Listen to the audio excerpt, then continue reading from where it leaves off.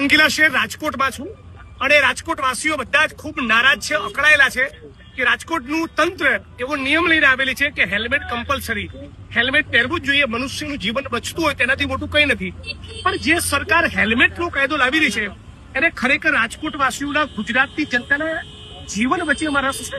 જેવું હોત તો આટલા બધા દારૂ નાટા ના ચાલતા હોત, આટલા જુગાર નાટા ન ચાલતા હોત, આટલા કુટણખાડા રાજકોટ શહેરમાં ન ચાલતા હોત, આટલો દેહ વ્યાપાર ન ચાલતો હોત, રાજકોટ શહેરની અંદર એમડી ડ્રગ્સ ના આવી હોત અને અગ્નિકાંડ જેવી ઘટના ન બની હોત.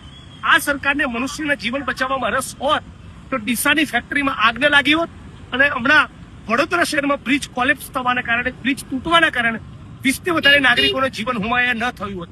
એટલે બેસિકલી હેલ્મેટની કંપનીઓ જે હેલ્મેટનું મેન્યુફેક્ચરિંગ કરી છે એની ઘણી વાર સાંઠગાંઠ કેટલાક તંત્રના માણસો સાથે હોય છે.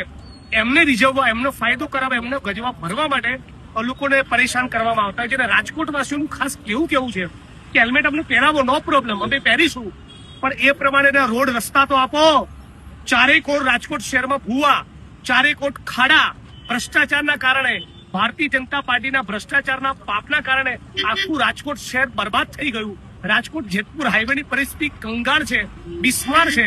અને જેમ લોકોએ કહેલું કે રોડ નહીં તો ટોલ નહીં, એમ રાજકોટવાસીઓનું આ મુદ્દે પણ કેવું છે કે રોડ નહીં, ખાડા ભૂવા નહીં પુરાય તો લોકોની હેલ્મેટ પહેરવાની તૈયારી નથી. એટલે રાજકોટના તંત્રે અને સરકારે ગંભીરતાપૂર્વક વિચાર કરવો જોઈએ. બીજી એક બહુ મહત્વની વસ્તુ ખાસ કહેવા માંગુ છું કે આપણા હર્ષ સંઘવીભાઈ ગૃહમંત્રીએ હમણાં રાજકોટ શહેરમાં અગાઉથી મેચ ફિક્સિંગ વાળો અગાઉથી અરજદારોને કહી રાખ્યું કે આવા સવાલ પૂછવાના, એવો કન્વીનિયન્ટ સગવડો ધર્મ જેને કહેવાય એવો એક લોક દરબાર રાખ્યો.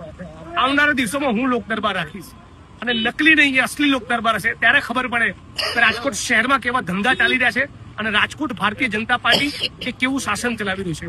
આવનારા દિવસોમાં હું ફરી રાજકોટ આવીશ અને હર્ષ સંઘવી જે નકલી લોક દરબાર કર્યો એની સામે અસલી જનસુનવાઈ, અસલી લોક દરબાર થશે અને સાચા અર્થમાં ત્યાં રાજકોટવાસીઓ, રાજકોટ જિલ્લાના લોકોનું પણ સ્વાગત છે, પોતાના પ્રાણ પ્રશ્નો એ લોક દરબારમાં ઉજાગર કરી શકશે.